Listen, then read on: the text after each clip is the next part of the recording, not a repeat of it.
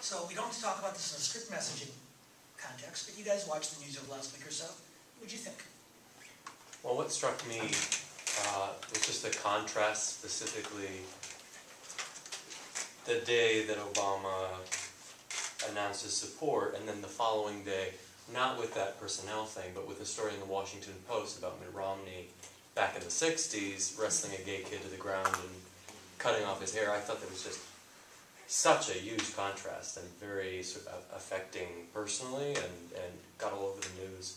And just talking to people who I know who are sort of, well, my generation generally kind of disaffected by the president.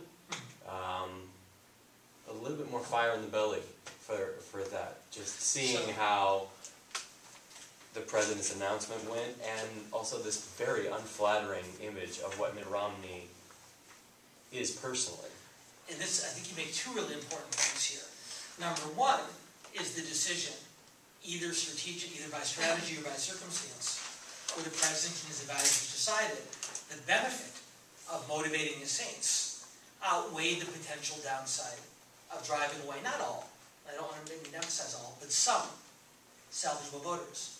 The second point, I'm very glad you raised it, is it goes back to the three different goals, and you're targeting three different groups of voters. You want to motivate your saints.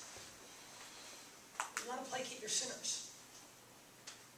And what both Romney's and Obama's sinners now believe is they've both been motivated much more than they were a week and a half ago by their respective candidates,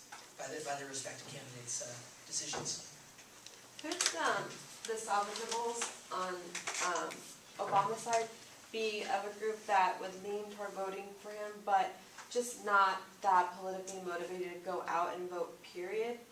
So in terms of strategy, he would think, I'm thinking, first of all, I think he's extremely data-driven with this campaign, just the amount of targeting. So I'm assuming he has kind of a composition of who the salvageables are, and that there is this large enough contingency that has that profile. Yeah, I'm for him, but I'm not going to get out there and vote, whatever. Well, yeah, I'm for him, but I'm not motivated. And then the message... That's a saint. But you raise a really good point that I do want to spend a minute or two on. Of course, not all salvageables are salvageable for the same reason.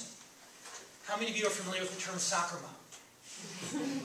How many of you are familiar with the term NASCAR dad? Two different groups of salvageable voters, both motivated for almost completely opposite reasons. Soccer moms, and more appropriately soccer parents, economically successful and therefore relatively economically conservative suburban voters who tend to be more moderate to liberal on social and cultural and environmental issues. NASCAR dads, or more accurately NASCAR parents, tend to be more economically working class, therefore more economically populist, but tend to be more conservative on cultural and social and environmental issues. Both are salvageable voters, but for completely opposite reasons. And I think your point is exactly the right one, which is while Obama may have caused himself some political harm with one group of salvageable voters, it may have helped him with another group. The common conventional political wisdom at this point is that given the state of the economy and given Obama's history of attracting support from different demographic groups, the NASCAR parents are a more true swing group in this election than the soccer parents, and so that there may have been more of a risk with the political center on this issue than otherwise. But no question, if you're a Wall Street broker who voted for Obama in 2008, and since then have been upset with him for any number of potential reasons, well, this may be a good reminder that social and cultural matters are important to you too, just like economic matters. So you're right. All salvageable voters are not salvageable for the same reason. It's a great point. I think this goes back to one of your previous things, that the voters have to care about what you care about. Didn't he risk losing some of his saints? Because a lot of African-American voters, a lot of black voters, are extremely religious and would disagree with the position. Do you think that it won't matter? I don't pretend to be an expert in African-American voting behavior, but at least from what I've seen, in terms of the voter opinion research over the last 4 or 5 years, is not all, but the overwhelming majority of African-American voters are sufficiently invested in Barack Obama politically, that while this may disappoint them on a policy-specific basis, it's not the type of thing that, at least in my opinion, is likely to change a lot of votes. So remember, you very rarely find a candidate with whom you agree on everything. The question is what a priority. And again, the level of support and the level of enthusiasm that the president's enjoyed from African Americans over the last years suggests to me, at least, and again, I don't pretend to be an expert, that while the majority of African Americans, and for that matter, Latino and Latina voters in this country, do not agree with his position on this issue, it's not of a sufficient level of import to switch the votes of all but a small number. I'm curious if at all was thinking was part of their strategy in making an announcement like this, despite the specific issue. Do you think that they were trying to win any salvageable voters just by showing that, having him show that kind of leadership and taking such a strong stand? I think it's a great point. I think it's a phenomenal point, and to me, it's the most persuasive reason why he came out when he did. Is not simply the same salvageable calculation that obviously played into it. But part of Barack Obama's political persona, going back to 2008, and not having been in Washington long, was the idea that he is not a typical politician. And the verb, which I think was an ill-advised choice, the verb evolving. I mean, think about it. The president could have said, I'm undecided on the issue. When he says he's evolving, that suggests that he's heading toward a point certain. And it appears, again, just from what I've read, I don't pretend to have first or even second or third-hand knowledge on it, but from what I've read, it appears that the president's advisors were concerned that especially after Biden went public, it made the president look more calculating and more political than had been one of the key concepts of his original candidacy for office. And without Biden's announcement, he may have been able to maintain that through November. It's been reported that he was going to come out this summer on it. But I think once your own vice president says that's what he believes, it's awfully tough to resist. And that said, we continue the conversation, but I will just say this, no partisanship whatsoever, just somebody who really enjoys politics and politicians. Joe Biden, and long before last week, was my favorite politician in American politics.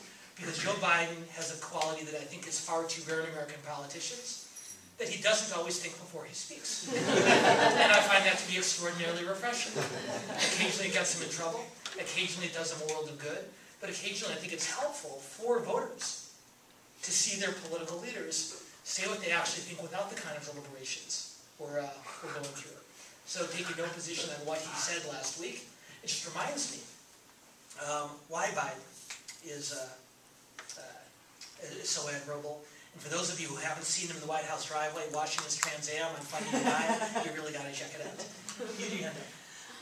I know you were saying that you can't like whisper to your saints and not have everybody else hear, but wasn't Obama's whole position of like, I'm evolving on gay marriage, kind of him doing that for a while? I mean, I think there were a lot of liberals and Democrats who somewhat privately would be like, he's for it, he just can't come out and say it, and so like, I'm okay with it. We're sort of have this secret code understanding, and politically he can't come out for it. Well, I think, and again, just as an observer, I think that worked for a while. Because the term evolving, as I said earlier, suggests that you're heading in a particular direction. I think once a lot of the president's saints believed that he was not heading there before November, I think it began to have more of a mixed effect and became a point where I think not only his advisors, but he realized, regardless of what you think on the issue, it was making him look more like a typical politician than he has generally chosen to appear. So I think even at the beginning he was saying, don't worry, I'm coming. Well, think about it this way. Let's say a friend of yours is meeting you for dinner. Say, I'm running late, but I'll be there soon. And they call again 20 minutes later and say, hey, I'm running late, but I really am still going to be there. And they call an hour after that and say, really, I'm still coming. At a certain point, you start to lose patience.